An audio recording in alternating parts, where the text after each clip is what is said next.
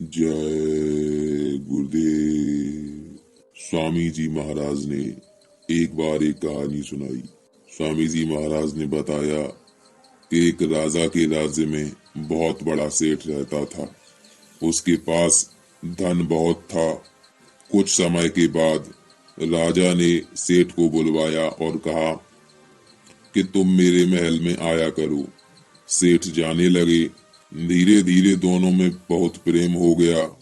दोनों में कोई कपट नहीं था, दोनों निष्कपट थे। दोनों का प्रेम बहुत दिनों तक चलता रहा। एक दिन राजा ने सेठ से कहा कि मैं एक चंदन का मंदिर बनवाऊंगा। बात आई खत्म हुई। सेठ ने मन में सोचा कि चंदन की लकड़ी मैं खरीद लूं, क्योंकि मंदिर में तो बहुत चंदन की लकड़ी लगेगी, फिर मैं राजा को दे सकूंगा। यह सोचकर सेठ ने जहां से भी लकड़ी मिली सब खरीद कर स्टॉक कर लिया।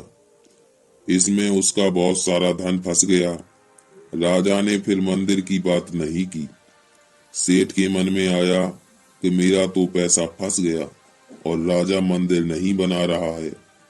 इस बात को लेकर उसके मन में दरार पड़ी। ऐसी दरार पड़ गई कि दोनों एक दूसरे के जानी दुश्मन हो गए। राजा की समझ में नहीं आ रहा था कि बात क्या हो गई। वो एक महात्मा के पास गया। राजा ने सेठ की सारी बात महात्मा को बताई और पूछा कि यह दरार क्यों पड़ गई, ऐसा क्यों हुआ।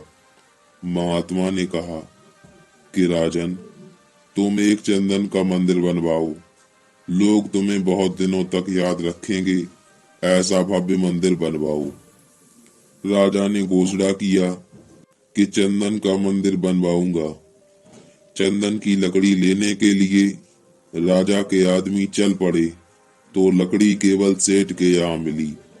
मंदिर का काम शुरू हो गया। सेठ की सारी लकड़ी मंदिर में लग गई।